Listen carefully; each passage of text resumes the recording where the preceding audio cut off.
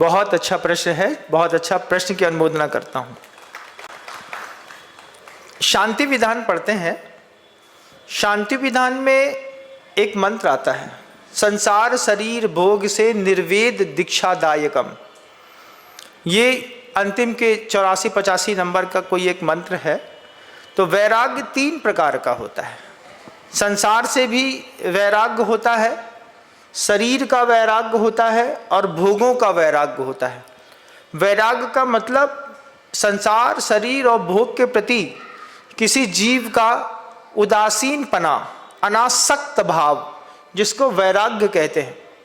वैराग्य का दूसरा अर्थ गुरुवर कहते थे कि वे हर वस्तु और पदार्थ और परिस्थिति जिससे आपको दुख उत्पन्न हुआ है, उन दुख देने वाली वस्तुओं को छोड़ देने का नाम वैराग्य है। ये शब्दावलियाँ गुरुवर की इतनी अच्छी लगी। किसी व्यक्ति से मुझे दुख मिला, मैंने वो दुख व्यक्ति छोड़ दिया। किसी बात से दुख मिला तो मैंने बात छोड़ दी। संसार से दुख मिला तो मैंने संसार छोड़ दिया। तो संसार से, शरीर से और भोगों से विरक्ति छोड़ देने का नाम इसको वैराग्य कहते हैं। और सब छोड़ देने का नाम वैराग्य नहीं है। मूर्छा को छोड़ देने का नाम वैराग्य है।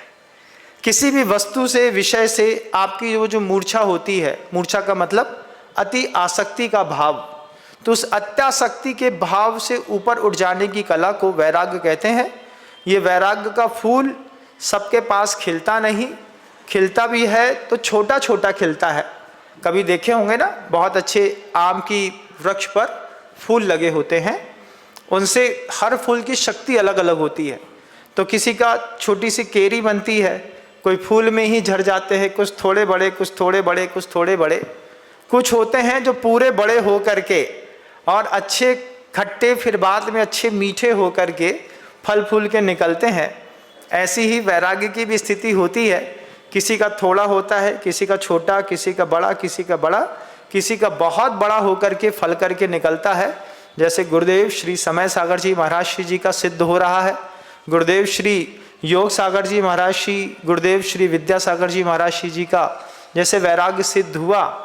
इनके लिए आचार्यों ने एक शब्द लिख दिया कि ऐसे महान तपस्वियों के चरणों में झुक करके बार बार बोलना पड़ता है, तिथैरा में पसीयंतु सिद्धा सिद्धिम मम दिशंतु। तब छोटे लोगों का भी वैराग्य उनके वैराग्य से सुदृढ़ भी होता है और बढ़ता भी चला।